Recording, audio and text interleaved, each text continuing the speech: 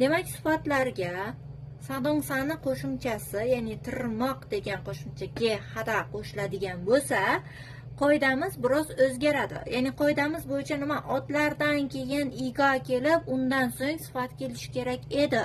Lekin ge hada bo'ladigan bo'lsa, ya'ni sifatga ge hada qo'shilsa, endi otimizga iga emas, liril grammatika qo'shilishi kerak bo'ladi. Ya'ni bu yerda pari tati tada o'rniga pari tati tagi hada ko'rinishda keltirib o'tyapti. Xo'p, demak, oyoqni isitirish uchun sumyon yangman, ya'ni uyqu naskisi bor, ya'ni paypog'i. O'shani kiyib uxlashadi. Hajiman, lekin sumyon yangmarin paril tatidagi hanin go'shanira o'giryo.